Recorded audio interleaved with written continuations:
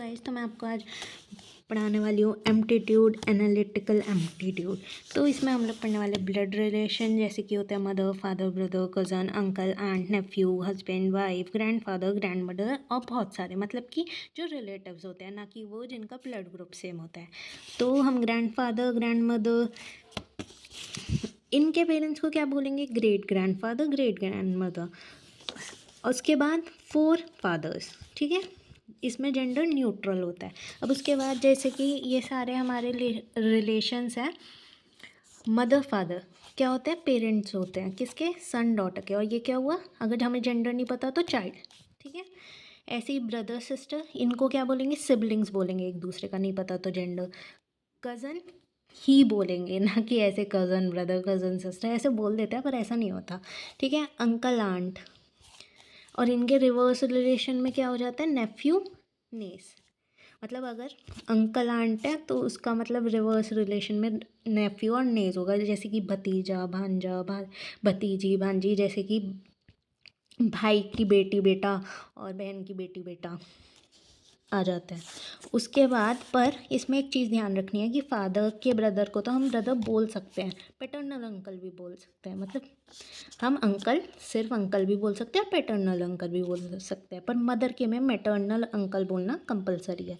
ऐसे ही father, grand father और grand mother के केस में भी सेम होता है, ठीक है। हस्बैंड वाइफ आप सबको पता ही है, ग्रैंड सन, ग्रैंड डॉटर। फिर ग्रेट ग्रैंड फादर बता दिया था, ग्रेट ग्रैंड मदर बता दिया था, और ऐसे ही 4 फादर्स और एंसेस्टर्स। अब इसमें आपको ध्यान रखना है कि grand father, grand mother, grand son, मतलब ग्रैंड सन तो इसका रिवर्स हो गया। ग्रेट ग्रैंड फादर मतलब grand father, grand mother, great grand father, great grand mother, और 4 फादर्स ही होते हैं ये सब भी, ठीक है। यही याद रखना है आपको। फिर हम जनरेशन ट्री बता देते हैं, जैसे कि आप हो, आपकी जनरेशन में आपका ब्रदर, सिस्टर, कज़न आ गए, स्पाउस आ गया, आपसे ऊपर वाली में मदर, फादर, अंकल आ गए, और उनसे ऊपर वाली में ग्रैंड फादर, ग्रैंड मदर आ गए, एंड उनसे ऊपर वाली में great grandfather and great grandmother आ गए। और आपसे नीचे अगली जनरेशन में नेफ्यू, उनके नीस आ गए आपके, और सन डॉटर आ गए, और ग्रैंड सन और ग्रैंड डॉटर आ गए, मतलब उससे भी नीचे वाली जनरेशन में, मतलब आपके सन और डॉटर से भी। तो ऐसा बन जाता है कुछ जनरेशन ट्री। अब इन लॉज में ज़्यादातर कोई कन्फ्यूज़न होता है, आफ्टर मैरिज होता है, बिफोर मैरिज, पर ये दोनों हो सकता है, ये रिवर्स में भी हो सकता है। मतलब आपकी जो बहन है उसकी शादी हुई है, उसका पति भी आपका क्या लगेगा? ब्रदर इन लॉ लगेगा, पर आपकी तो नहीं हुई, मतलब ये शादी से पहले भी वैलिड होता है। तो spouse father, father in law, ऐसे ही रिवर्स में सन इन लॉ, ऐसे ही सेम सेम ये रहा और इनके ये रहे।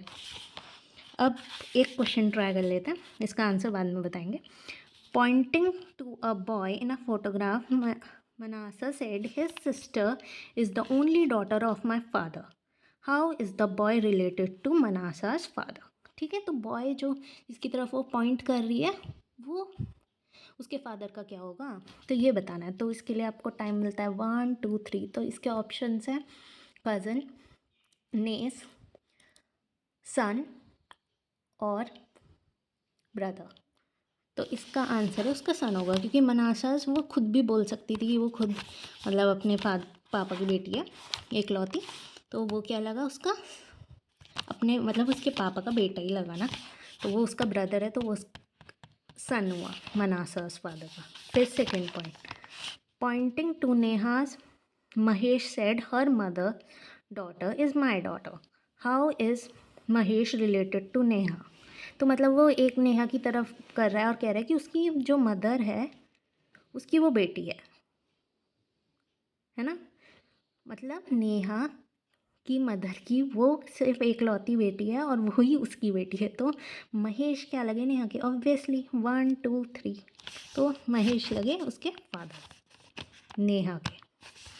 अब लास्ट क्वेश्चन है, जल्दी। A is brother of B, B is wife of C, C is son of D, D is wife of F, then what is B to F? तो इसके लिए ज़्यादा सेकेंड लगेंगे, 1 2 3 4 5, पॉज करके आंसर दे दीजिएगा।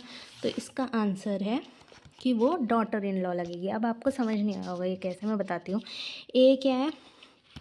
Brother है, किसका? बी का। है ना। अब बी का हमें जेंडर नहीं पता, पर हमें पता चल गया बी की वाइफ है सी की, तो मतलब ये फीमेल है। अब सी इसका क्या हुआ, हस्बैंड हुआ। अब सी इज़ सन ऑफ डी। अब डी नहीं पता कौन है, ये मम्मी भी हो सकती है पापा भी हो सकते हैं, पर हमें पता है ये लड़का है क्योंकि हस्बैंड है वो बी का। तो अब डी वाइफ है एफ की, तो मतलब क्या हो गई, ये मदर हुई। अब ये पूछ रहा है कि बी क्या होगी, एफ की। तो एफ क्या बुलाएगा बी को, तो मतलब ये पापा हैं किसके, उसके हस्बैंड के। तो पापा हैं उसके हस्बैंड के, तो उसकी वाइफ को क्या बुलाएंगे, डॉटर इन लॉ। इसको आप ट्री बना के भी शो कर सकते हैं एक तरीके से, मैं बताती हूँ। ए ब्रदर है एंड बी क्या है, वाइफ है किसकी, सी की। तो मतलब ये क्या हो गई, फीमेल हो गई।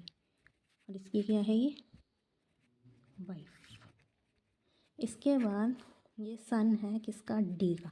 और डी क्या है, वाइफ है एफ की। तो ये दोनों के बीच में क्या रिलेशन हुआ, ऐसे करके। तो ये दोनों हुए, क्या हुए, डॉटर इन लॉ बुलाएगा ये एफ। तो अगर आपको और ज़्यादा क्वेश्चन चाहिए इससे रिलेटेड तो कमेंट कर दीजिए क्वेश्चंस।